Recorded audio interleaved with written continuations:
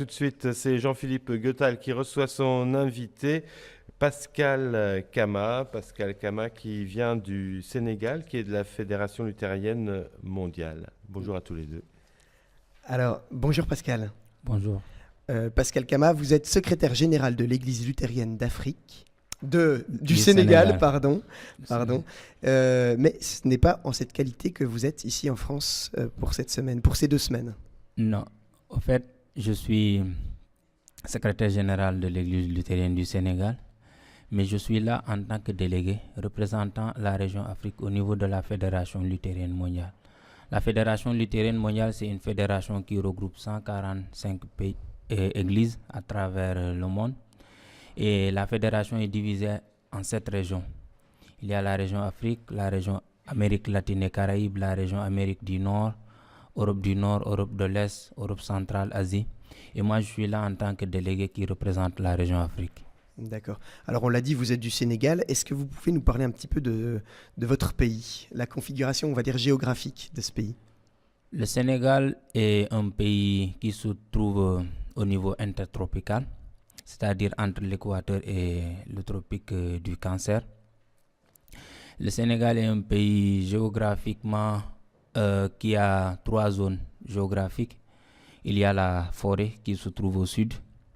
Il y a la savane arborée qui se trouve au milieu. Et au nord, nous avons ce qu'on appelle la savane herbacée. Parce qu'il y a une différence entre les savanes. Il y a la savane herbacée où là, c'est le tapis herbacé qui domine, surtout durant la saison des pluies. Et au milieu, nous avons la savane arborée. Et c'est là où se trouvent la plupart des agriculteurs et des éleveurs aussi. Alors, il y a la pêche sur les côtes et l'agriculture. Et il y a un échange entre ces deux ressources. Est-ce que vous pouvez nous parler de ça? Oui, en fait, la plupart des Sénégalais, c'est des agriculteurs, des pêcheurs, des éleveurs. Donc, surtout au niveau de la côte, nous avons les pêcheurs qui se trouvent le long de la côte à partir du nord de la ville de Saint-Louis, qui vient jusqu'à Dakar et à partir de Dakar aussi jusqu'à Ziguinchor au sud. Et aussi à l'intérieur, dans le centre-ouest et à l'est, nous avons les agriculteurs et nous vivons principalement du mil, du maïs et du sorgho. Et aussi il y a les éleveurs qui sont surtout au niveau de ce qu'on appelle chez nous le ferlo.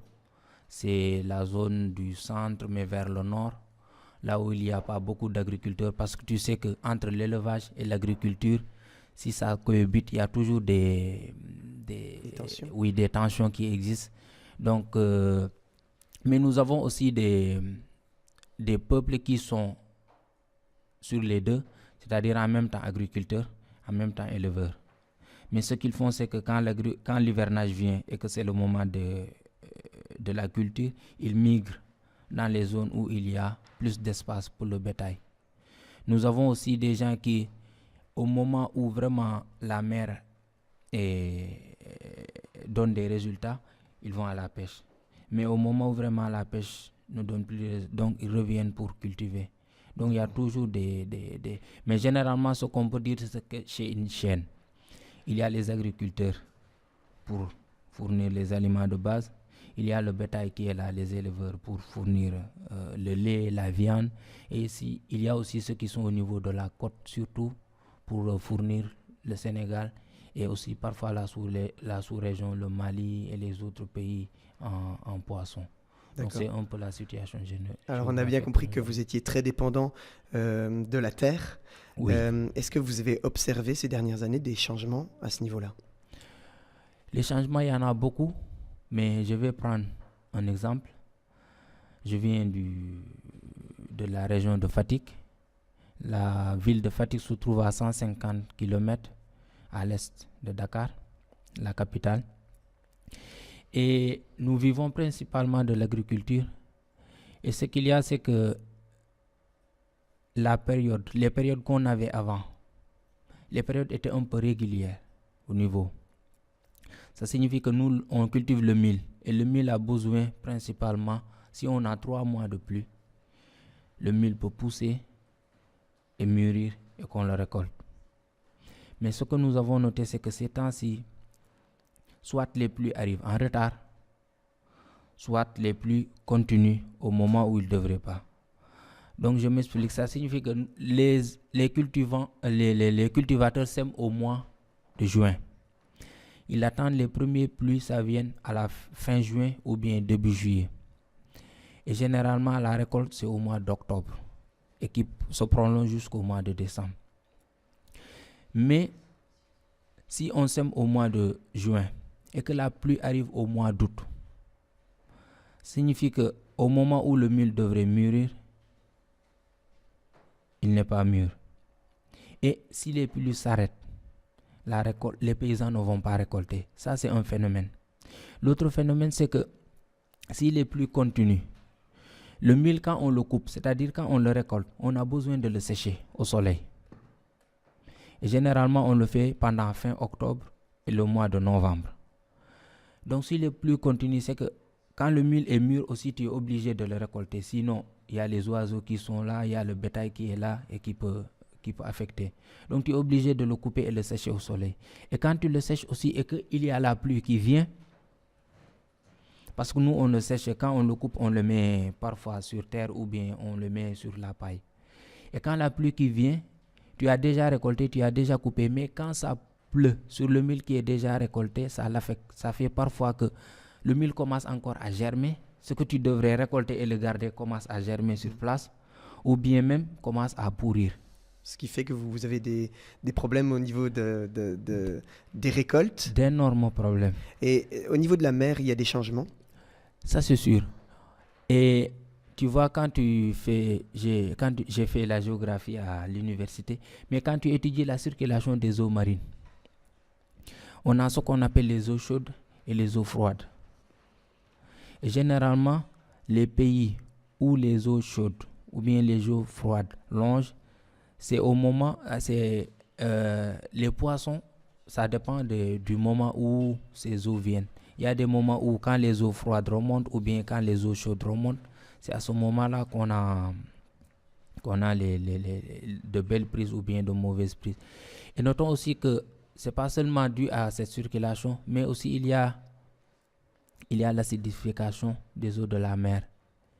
Et ça aussi, c'est un phénomène, pas seulement les changements climatiques, mais ça aussi, c'est un phénomène. Les gens, ils parlent souvent des changements climatiques, mais ils oublient l'océan. Alors que l'océan, c'est une source de vie pour des milliards de personnes. Ce qui fait que la pêche industrielle, surtout au niveau des côtes sénégalaises et de la Mauritanie, qui sont des côtes poissonneuses, l'acidification fait que le poisson se raréfie.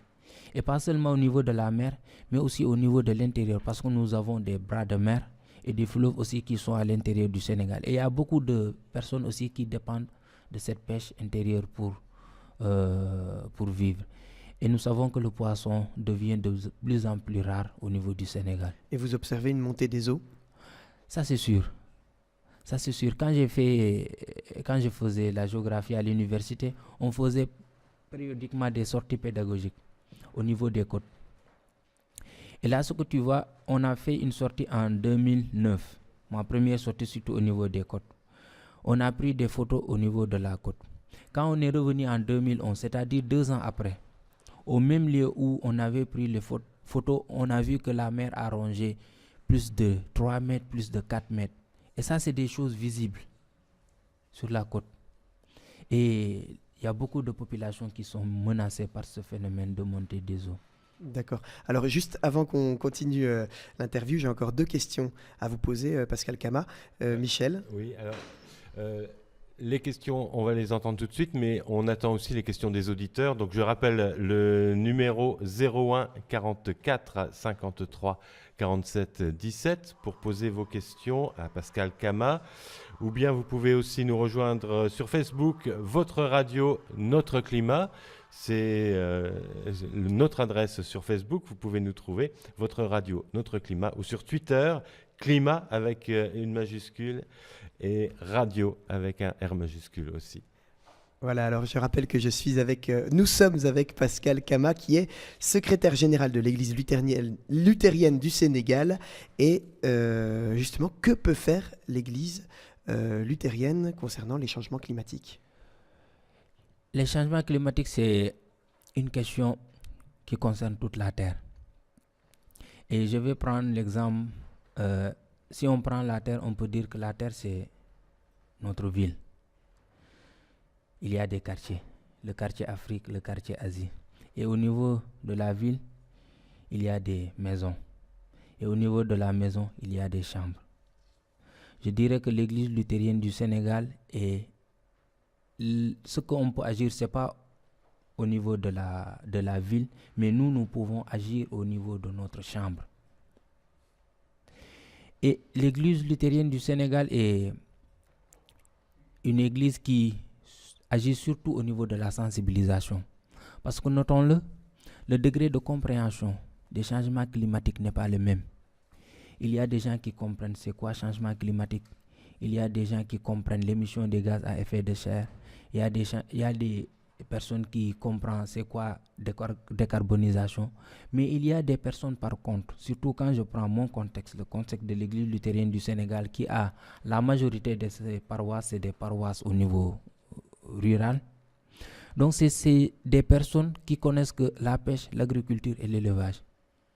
Et donc il faut commencer par la sensibilisation.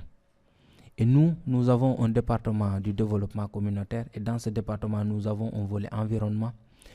Nous commençons surtout par la sensibilisation parce que notons-le au niveau de ces changements, on l'a dit, quand les pèlerins du climat ont arrivé à Paris, j'ai vu sur un t-shirt quelque chose qui m'a marqué parce qu'il était écrit « Chaque pas compte ». Et ne sous-estimez pas le pas que vous faites. Donc la sensibilisation, c'est quelque chose d'important parce que la personne qui ne connaît pas c'est quoi changement, la personne qui ne connaît pas que si je coupe l'arbre, la personne qui ne sait pas que si je fais ça, ça affecte l'environnement, il faut d'abord l'enseigner, le sensibiliser pour lui dire que attention, l'arbre que tu coupes, les engrais chimiques que tu déverses comme ça dans la nature, le bois que tu brûles, le plastique que tu brûles qui dégage du méthane. Donc tout ça, c'est des choses qu'il faut apprendre à la personne avant maintenant d'agir. Et c'est bien reçu quand vous partagez dans les campagnes ce genre de discours? Mais bien sûr, bien sûr. C'est-à-dire on fait des programmes avec les villages.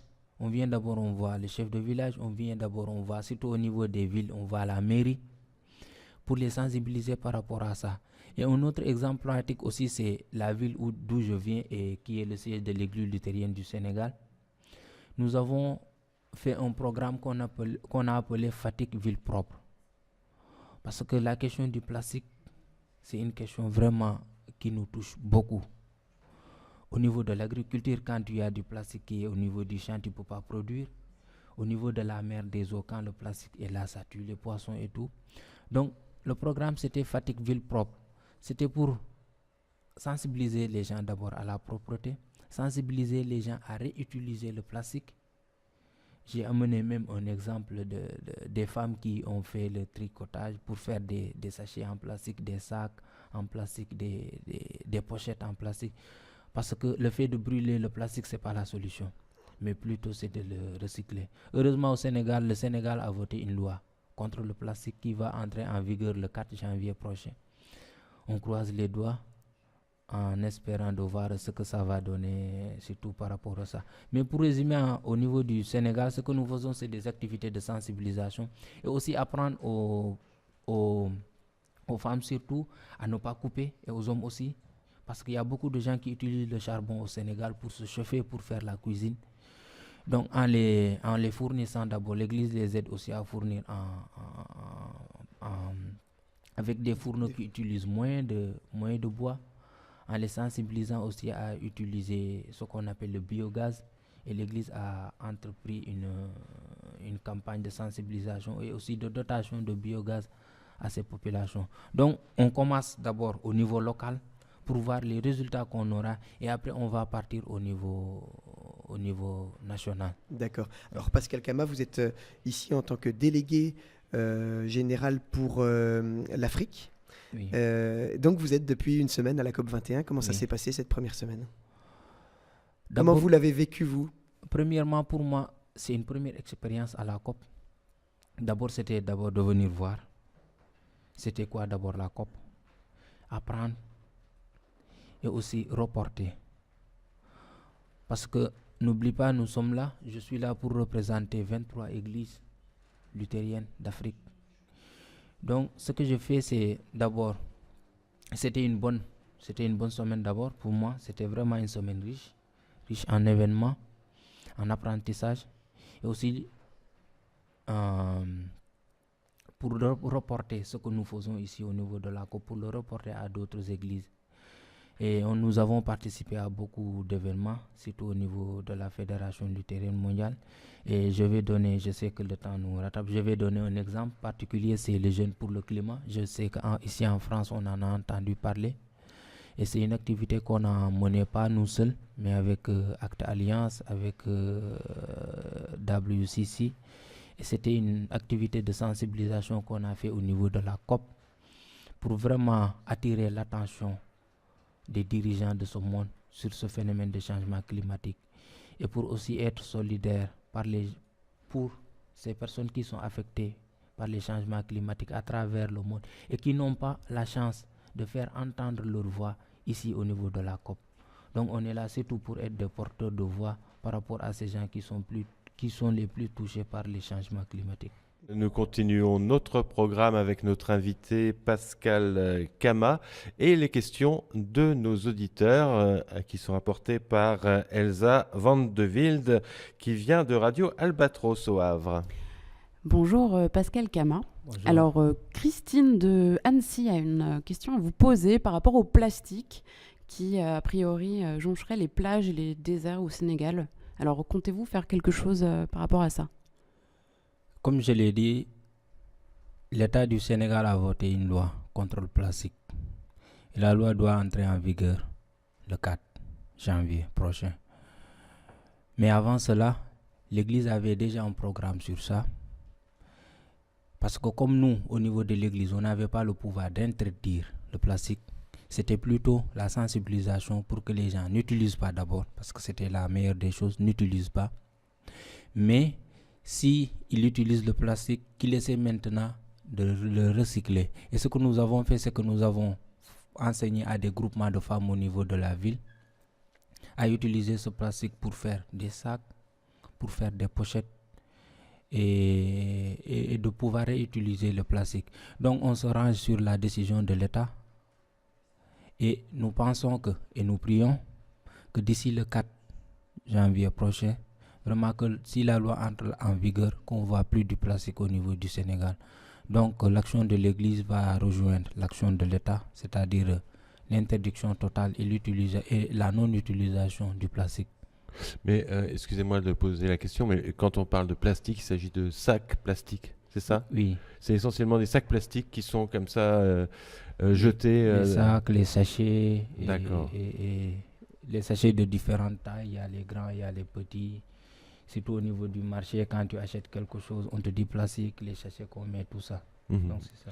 D'accord, c'est ça, c'est les sacs pour faire les courses en fait, Oui. qu'on récupère en faisant les courses. Oui. Voilà. Et en fait, ces sacs peuvent servir de matière première pour finalement refaire des sacs plus solides, plus durables. Oui. Voilà. Et qu'on ne brûle pas, parce qu'on sait que si on brûle le plastique, ça dégage du méthane et le méthane et le carbone, ça fait partie des éléments qui participent le plus au réchauffement de la planète. D'accord. Elsa ? Alors autre question par rapport à la culture culinaire, donc le poisson et donc le plat national. Est-ce que ça pose un problème ? Le riz au poisson. Oui, comptez-vous arrêter de proposer le poisson comme plat national ? Je ne sais pas. Bon. C'est une question d'un auditeur. Hein. Comptez-vous faire quelque chose par rapport à la culture culinaire ? Bon, là, ça dépendra du niveau de compréhension des personnes. Tu sais, quand je suis arrivé ici, j'ai vu qu'il y a beaucoup de personnes qui étaient végétariens. Bon, parfois, ils m'ont posé la question à savoir, est-ce qu'au Sénégal, il y a beaucoup de végétariens ? Moi, j'ai dit que pas comme ici. Et il y a quelqu'un qui m'a dit pourquoi. Bon, pourquoi ? Là, je vais répondre en partie, mais tu sais, les habitudes alimentaires, parfois, c'est des choses personnelles et des engagements personnels aussi que la personne prend en disant que bon, il faut que j'arrête de manger du poisson, il faut que j'arrête de manger de la viande. Mais ça aussi, ça dépend de la situation du pays.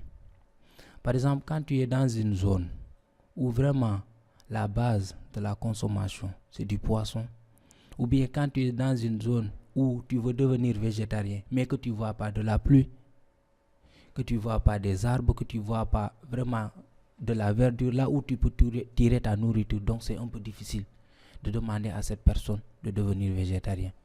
Quand tu es dans une zone où vraiment c'est l'agriculture qui devrait te permettre de vivre, tu ne vois pas l'agriculture, tu es obligé de se rabattre à la pêche, tu n'as que le poisson pour vivre. Si maintenant on demande à cette personne de changer d'habitude alimentaire, moi je me pose la question, est-ce que s'il change du poisson, est-ce qu'il va trouver autre chose? Alors juste une question par rapport à l'agriculture. Vous m'avez dit hors micro que vous aviez des méthodes semi-traditionnelles. Est-ce que vous pouvez nous en parler aussi? Ok. Semi-traditionnel, ça signifie que maintenant, on a surtout l'État ou bien au niveau de l'agriculture, des ONG, surtout au niveau de l'Église, comme je l'ai parlé au niveau du département du développement. C'est des organismes qui nous accompagnent surtout au niveau de la dotation en grains et aussi au niveau de la dotation du matériel. Mais notons que ce matériel, ce n'est pas un matériel mécanique qui fonctionne avec les moteurs et trucs. C'est surtout des charrues, au niveau de l'engrais aussi. Parfois, l'église a un programme de compostage qu'on aide les gens à utiliser le compost naturel. Donc, quand je dis semi-traditionnel, ça signifie qu'on utilise des machines, mais aussi combiné à l'agriculture qu'on avait au départ. Et je pensais surtout par rapport à l'irrigation, pour qu'on comprenne bien pourquoi c'est facile de dire ici en Europe, soyons végétariens, mais que chez vous, c'est moins évident, puisque par rapport à l'irrigation notamment.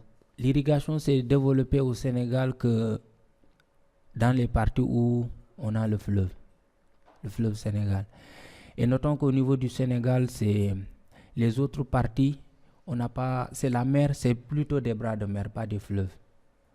Donc au niveau du fleuve Sénégal, ce qu'on a fait, c'est qu'il y avait la langue salée qui remontait jusqu'à Podor. Mais après la construction du barrage de Diama, on a arrêté la remontée de la langue salée et ça a permis aux gens de faire de l'irrigation. Mais vraiment, c'est très minime. C'est très minime au Sénégal. Vous êtes très dépendant de la pluie en fait. Oui, au fait, dans la majeure partie du Sénégal. Alors une autre question d'auditeur, vous êtes très jeune, secrétaire général à moins de 30 ans. Comment vous vivez cette... Ok, bon anniversaire. Comment vivez-vous cette expérience? Là, il y a un proverbe africain qui dit que si un enfant a les mains propres, il peut manger avec les adultes. Et en tant que chrétien aussi, en tant que luthérien, je me dis que tout ce qui arrive, on peut le remettre entre les mains de Dieu. C'est vrai que parfois, ce n'est pas l'âge qui fait le travail, mais c'est surtout la sagesse. C'est surtout ce que la personne produit en tant que telle. Avant de devenir secrétaire général de l'église, j'ai travaillé dans les mouvements de jeunesse au niveau de mon église. Et quand le poste a été ouvert pour devenir secrétaire, j'ai postulé, je n'étais pas le seul. On était 3 personnes, il y avait quelqu'un qui avait plus de 50 ans, il y avait un autre qui avait plus de 30 ans, 32 ans, 33 ans. Et moi, j'ai été élu quand j'avais 27 ans. Et pourquoi? Parce que je pense qu'il est temps que les jeunes, comme cette question du climat, c'est des questions intergénérationnelles. Il est temps que les jeunes intègrent les milieux là où on prenne les décisions, là où on discute. Parce que si on ne le fait pas, ce qui arrive, c'est que les gens, ils pensent, mais ils pensent en tant que grandes personnes. Quand je dis grandes, c'est-à-dire que ceux qui sont entre 40 et 50 ans. Et ils oublient parfois les jeunes. Et la population du Sénégal, c'est une population jeune. Donc, du coup, l'église est composée en majorité de jeunes. Donc, c'est important d'avoir un jeune là où la parole est prise, là où les décisions sont prises, pour qu'au moins, que s'il y a une question qui arrive, qu'on dise attention, on doit agir comme ça, mais n'oublions pas que la jeunesse est aussi là. Ça ne signifie pas que je suis là en tant que secrétaire général, je suis là pour défendre les jeunes, non. Je suis là pour faire mon travail de secrétaire général. mais aussi s'il y a des questions de jeunesse qui arrivent, je suis plus apte à analyser cette question par rapport à ceux qui sont là et qui sont dans le bureau de l'église. Donc je pense que c'est important d'être là où on prend les décisions.